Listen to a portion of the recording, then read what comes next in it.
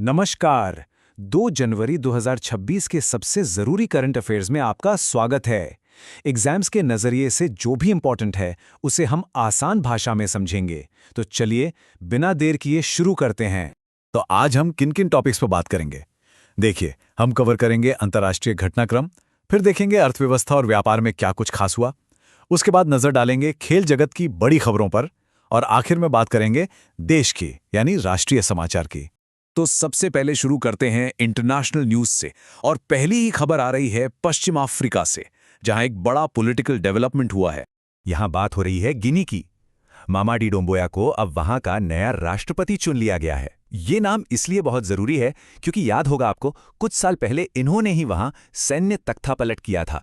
अब ये टाइमलाइन देखिए, ये कहानी को और साफ करती है।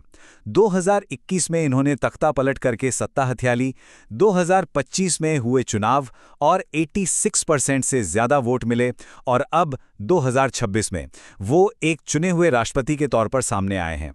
तो ये एक तरह से सैन्य शासन से वापस नागरिक शासन की ओर एक बड़ा कदम है गिनी के लिए।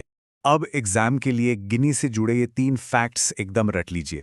राजधानी है कोनाक्री, यहाँ दुनिया का सबसे बड़ा बॉक्साइट का भंडार है, ये बहुत पूछा जाता है। और एक बहुत बड़ा प्रोजेक्ट चल रहा है वहाँ, सिमांडो लौह अयस्क परियोजना। चलिए, अब पश्चिम अफ्रीका से सीधा चलते हैं यूरोप, जहां एक ऐसा रणनीतिक कदम उठाया गया है जिससे टेंशन काफी बढ़ गई है। रूस ने अपनी न्यूक्लियर केपेबल ओरेस्निक मिसाइल सिस्टम को अपने पड़ोसी देश बेलारूस में तैनात कर दिया है। और इस मिसाइल की सबसे खास बात है इसकी स्पीड, मैक 10, यानी आवाज की रफ्तार से 10 गुना तेज। इसी को हाइपरसोनिक कहते हैं, और इसी वजह से इसे हवा में ही रोकना, मतलब इंटरसेप्ट करना, लगभग नामुमकिन हो जाता है। और खतरा यहीं खत्म नहीं होता, इसमें लगी है MIRV टेक्नोलॉजी। अब ये क्या है? इसका सीधा सा मतलब है कि एक ही मिसाइल अपने साथ कई न्यूक्लियर वॉरहेड्स ले जा सकती है और अलग अलग ठिकानों को एक साथ निशाना बना सकती है। जाहिर है, इसी वजह से नेटो की चिंताएं बहुत ज्यादा बढ़ गई हैं। चलिए अब आते हैं हमारे दूसरे सेक्शन पर, अर्थव्यवस्था और व्यापार। और यहां एक बहुत ही महत्वपूर्ण ट्रेड एग्रीमेंट की बात करेंगे। तो देखिए, 1 जनवरी 2026 से एक बड़ा बदलाव आया है। 2022 में भारत और ऑस्ट्रेलिया के बीच जो आर्थिक सहयोग और व्यापार समझौता साइन हुआ था, वो अब पूरी तरह से लागू हो गया है। इसका मतलब, अब ऑस्ट्रेलिया जाने वाले भारत के हर सामान पर 0 ड्यूटी लगेगी, कोई टैरिफ नहीं। तो भारत को इससे क्या-क्या फायदे होंगे? सबसे बड़ा फायदा हमारे कपड़ा, आभूषण और IT सेक्टर को मिलेगा। उन्हें ऑस्ट्रेलियाई बाजार में अब खुली छूट मिल गई है, और लक्ष्य ये है कि 2027 तक दोनों देशों के बीच का व्यापार डबल होकर $48 बिलियन के पार पहुंच जाए। ये वाकई में एक लैंडमार्क डील है। ठीक है, इकोनॉमी के बाद अब रुख करते हैं खेल जगत का, जहां कुछ कमाल की उपलब्धियां देखने को मिली हैं। और शुरुआत करेंगे क्रिकेट के मैदान से, जहां एक नया वर्ल्ड रिकॉर्ड बना है। ये नंबर याद रखिएगा, 152। ये कोई मामूली नंबर नहीं, ये एक नया वर्ल्ड रिकॉर्ड है। जी हां, ये आंकड़ा है भारत की ऑलराउंडर दीप्ति शर्मा का।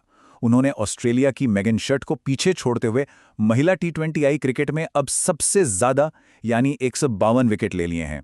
ये एक बहुत बड़ी उपलब्धि है। क्रिकेट से आगे बढ़ते हैं और बात करते हैं एक ऐसी उपलब्धि की जो हिम्मत और जज्बे की मिसाल है। सिर्फ 17 साल की भारतीय पर्वतारोही काम्या कार्तिकेयन ने एक कमाल कर दिखाया है।